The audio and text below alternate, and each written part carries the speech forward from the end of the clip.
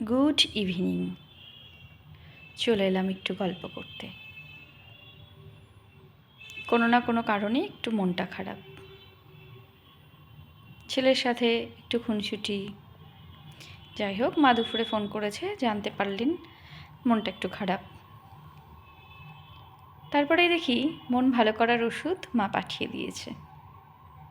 মন ভালো করারও ওষুধ হয়। মন ভালো করার ওষুধ আমার হচ্ছে বাবা। যে মানুষটা আমার মনে পড়ে না কখনো আমাকে নাম ধরে ডেকেছে। প্রথম মা ডাকটা যেন তার মুখ থেকেই শুনেছি। কখনোই আমাকে আর আমার দিদিকে নাম ধরে ডাকেনি। প্রথম মা হয়ে ওঠা সেই ছোট্টবেলায় আমি যদি জিজ্ঞাসা করতাম বাবাকে, আমি কি? তুমি আমার মা। ঠাকুমা কতদিন ইয়ার্কি মেরেছে, মা কি হওয়া মুখের কথা, মা যখন হবি তখন বুঝতে পারবি। যখন একটু একটু বড় হলাম, বাবা মা বলতো, ঠাকুমা ইয়ার্কি মেরে কথাটা বলতো। তখন আমি আর দিদি বলতাম ঠাকুমাকে, কেন তোমার হিংসা হচ্ছে? বাবা ঠাকুমাকেও খুব ভালোবাসতেন।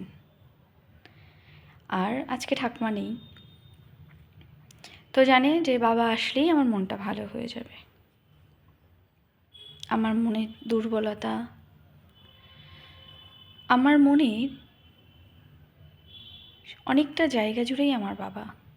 যতটা আমার সন্তান, ঠিক ততটাই বা তেমনই আমার বাবা আমার কাছে।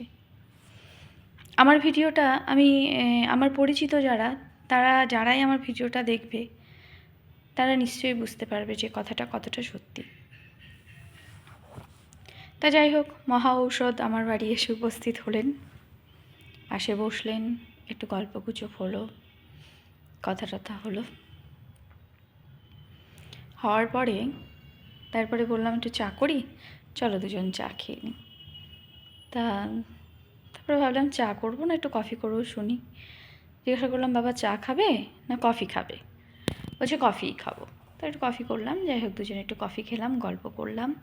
সন্ধ্যা হচ্ছে, অন্ধকার হয়ে আসার আগেই বাবা বেরিয়ে গেল। বাড়িটা কাছাকাছি, বাবা চলে গেল। তো এই হচ্ছে আমার ঔষধ।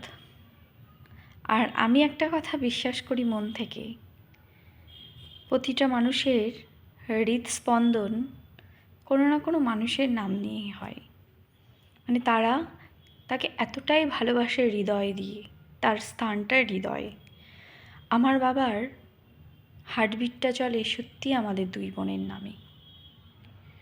সন্তানকে যে কেউ এতটা ভালোবাসতে পারে, সেটা আমার মা বাবাকে না দিলে, মানে মা বাবাকে আমি বলে বোঝাতে পারছি না। মানে সত্যি আমার এত খারাপ লাগছে বলতে, মানে কষ্ট হচ্ছে ভেতর থেকেই, যে এগুলো যতই বলবো ততই যেন কম বলা হয়। আমার মা বাবাকে না দেখলে বা না জানলে সত্যিই বোঝা যাবে না। শুধু একটা ফোন, মা তুমি এসো এই টাইমে, আমার মা চলে আসে। কোনো একদিন একটা জায়গায় লাইন দিয়ে আমরা দুই বোন দাঁড়িয়ে আছি দিদি নাম্বার 1-এর অডিশানে। সালটা সম্ভবত 2015। তো লাইনের ঠিক মিডিলে আমরা দাঁড়িয়ে।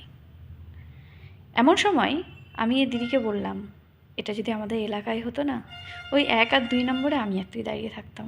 কারণ হয়তো আমার বাবা মা সারা রাত জেগে ওখানে আমাদের জন্য লাইন দিতে পারতো। এটাই মা বাবা। এখনকার মতো এই পর্যন্তই। দেখা হচ্ছে অন্য আর একটা ব্লগে।